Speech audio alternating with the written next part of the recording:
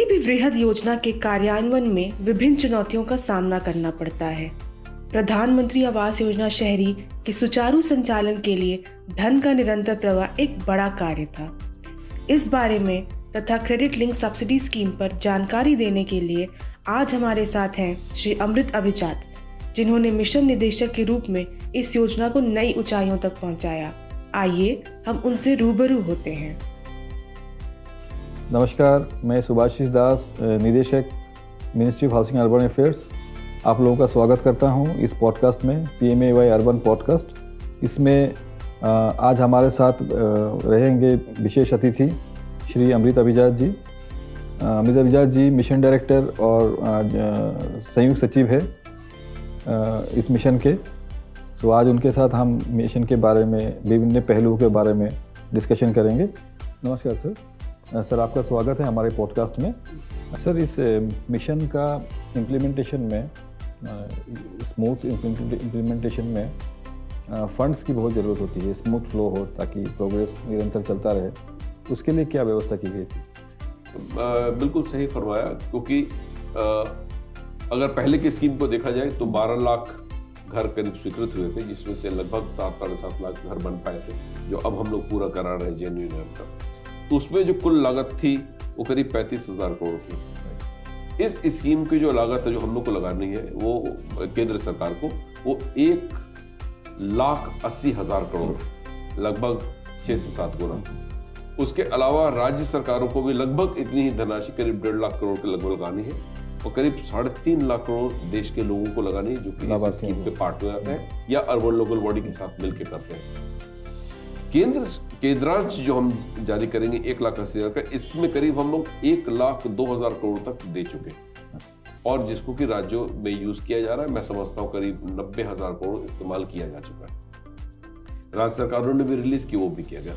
इसमें बजटरी व्यवस्था के अलावा एक EBR का एक कॉन्सेप्ट लाया गया, जिसमें कि माननीय प्रधानमंत्री जी के निर्देशन में वित्त मंत्रालय से हमें बहुत बहुत सहयोग प्राप्त हुआ, क्योंकि एक इतने बड़े स्वप्न को साकार होते हुए देखने के लिए वित्त प्रबंध की बहुत बड़ी आवश्यकता होती है, और हमारा देश अभी इतना ज़्यादा वो सशक्त नहीं है कि इस व्यवस्था को आसानी से कर पाता। तो इसमें बहुत आहुतियाँ दी गई है, और मुझे बिल्कुल महायज्ञ की तरह लगता है ये कि बजटरी सपोर्ट के अलावा EBR का सपोर्ट, उसके बाद बाहर एक्सटर्नल फंडिंग का सपोर्ट की पूरी व्यवस्था की गई। धनराशि की कभी हम स्कीम में कोई कमी नहीं रही, और यही इस बात को दिखाता है कि कितना ज़्यादा पॉलिटिकल और एडमिनिस्ट्रेटिव कमिटमेंट है इस स्कीम के प्रति, कि आज जब हम ये बात कर रहे हैं तो 51 लाख घर बन चुके, जाहिर सी बात है इसमें फंडिंग रही है, तो हर तरीके से उसको टाई अप किया गया।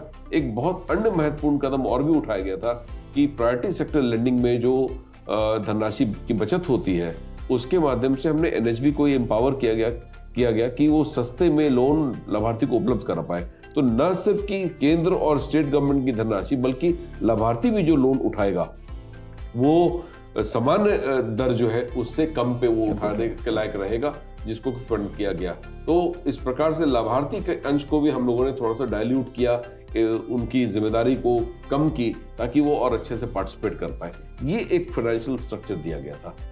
सर, रियल एस्टेट सेक्टर कहा जाता है कि सबसे second largest after agriculture employment generation के केस में, इंडिया के केस में।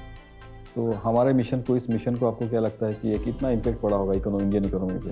देखिए, अफोर्डेबल हाउसिंग इन पार्टनरशिप, जिसको AHP कहा जाता है, और क्रेडिट लिंक सबवेंशन में रियल एस्टेट की भूमिका बहुत ही अहम रही है 2 वजह से।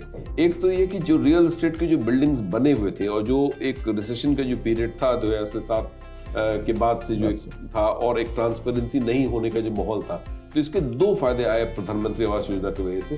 कि एक तो काफी मकान जो स्टकअप थे वो CLSS के माध्यम से उसमें काफी कुछ गया। दूसरा ये हुआ कि जब ये मकान जाने के अलावा अफोर्डेबल हाउसिंग की डेफिनेशन में जो एक परिधि को बढ़ाया गया RBI के द्वारा, और उसको जो हम लोगों ने यहाँ स्कीम मर्ज किया CLSS में, तो तमाम ऐसे प्रोजेक्ट्स लॉन्च हुए जो कि CLSS में और AHP में कवर हुए। तो रियल एस्टेट सेक्टर को इस दौरान, जबकि निर्माण ज्यादा नहीं हो रहे थे और एक बहुत अफरा तफरी का माहौल था रेरा से पूर्व, उस दौरान PMAY का आना पीएमओवाई में इतने बड़े डिमांड होना, राज्य जैसे गुजरात है, महाराष्ट्र है, कर्नाटक है, आंध्र है, तेलंगाना है, मध्य प्रदेश है, उत्तर प्रदेश है, मतलब उत्तर पूर्वी राज्यों को छोड़ के जहां पहाड़ी इलाकों में एएचपी ज्यादा नहीं बनते हैं, तो इन इलाकों में प्राइवेट सेक्टर को बहुत बड़ा बूस्ट मिला और आने वाले समय में ये मिलता रहेगा, क्योंकि यहाँ अफोर्डेबल हाउसिंग सेगमेंट का डेफिनेशन ही ऐसा हो गया है कि एक बहुत अट्रैक्टिव प्रोपोजिशन बिल्डर्स के लिए भी है। सर, ये MIG जो है, मिडिल इनकम ग्रुप है, CLSS के लिए शुरू किया गया था CLSS में, उसके बारे में सर कुछ बताइए। MIG माननीय प्रधानमंत्री जी की सोच का परिणाम था, जिसमें CLSS में इसको इम्प्लीमेंट किया गया। CLSS एक ऐसी स्कीम थी जिसमें हम EWS को फंड करते थे, परंतु पहली बार डिमॉनेटाइजेशन के बाद एक एहसास ये किया गया कि मिडिल इनकम ग्रुप को भी इन स्कीम्स का फायदा पहुंचना चाहिए, और निसंदेह इसमें करीब 6 लाख लोगों ने अब तक फायदा लिया है, जिसमें डॉक्टर्स, इंजीनियर्स, आर्किटेक्ट्स, LIC के एजेंट, कंप्यूटर प्रोफेशनल्स के लोग, ये ऐसे लोग हैं जो कि हमेशा से टैक्सेस देते रहे, परंतु उनको कोई वास्तविक रूप से उनके व्यक्तिगत हित के लिए कोई कार्य नहीं किया गया। तो इसके वजह से एक एम्बिट बहुत बड़ा है और उनमें एक बहुत अच्छी अनुभूति ये गई है कि उनके लिए भी कोई ऐसी स्कीम चलाई गई और उसमें बहुत अच्छा पार्टिसिपेशन रहा। बैंकर्स को भी इसमें बहुत अच्छे परिणाम निकल के आए, क्योंकि NPAs इसमें कम आ रहे हैं, लोग अपनी पूरी भागीदारी के साथ इसमें पार्टिसिपेट कर रहे हैं। Sir, credit link subsidy schemes का इम्प्लीमेंटेशन में काफ़ी दिक्कतें भी आई इनिशियल स्टेज में, और कुछ टेक्नोलॉजिकल इंटरवेंशंस की वजह से कुछ इम्प्रूवमेंट भी हुई है, उसके बारे में थोड़ा बताइए। देखिए, क्रेडिट लिंक सब्सिडी एक तो शुरू में थोड़ी रुकावटें इस बात की थी, क्योंकि एक बहुत बड़ा दायरा हो जाता है और उसमें फंडिंग भी ज़्यादा होती है। अमूमन प्रधानमंत्री आवास योजना के जो घर है वो 6 से 8 लाख में मिल जाते हैं, परंतु क्रेडिट लिंक सब्सिडी में चूंकि वो इंटरेस्ट सबवेंशन में होम लोन के द्वारा ले रहा है, तो घर ऐसे भी होते थे कि 30 लाख के भी घर हैं, 40 लाख के भी घर हैं। तो चूंकि एक स्टेक इन्वॉल्व है और IT रिटर्न्स, सैलरी स्लिप इत्यादि का, तो बैंकर को कंफर्टेबल होने में थोड़ा वक्त लगता है।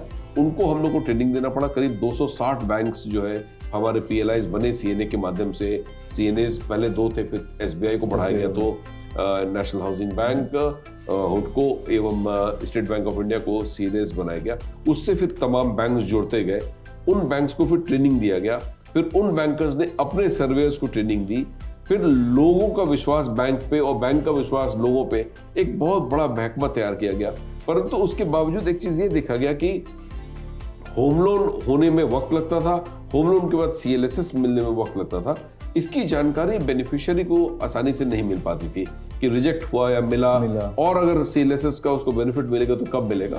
तो इन सब चीजों को एहसास करते हुए एक नेतृत्व में प्रधानमंत्री जी ने एक बात रखी कि इसका कुछ हम लोग क्लैप करके एक पोर्टल लॉन्च किया गया। फिर बाद में जब प्रधानमंत्री जी के निर्देश के क्रम में हम लोगों ने इसमें IT इंटरवेंशन लाए, जिसमें कि लोगों को ये जानकारी देने की कोशिश की गई कि उनकी एप्लीकेशन किस स्टेज पे है। तो क्लैप का जो है यही सृजन का एक स्वरूप था और इसके भी बहुत फायदे आए हैं। इसमें अभी बहुत काम अभी और भी बाकी है, क्योंकि डे टू डे मॉनिटरिंग के लिए बेनिफिशियरी, बिल्डर, बैंकर और मंत्रालय चारों को एक कड़ी में जोड़ के जब हम देखेंगे चीजों को, तो मैं समझता हूँ कि बहुत ही ट्रांसपेरेंट व्यवस्था को जन्म दिया जाएगा।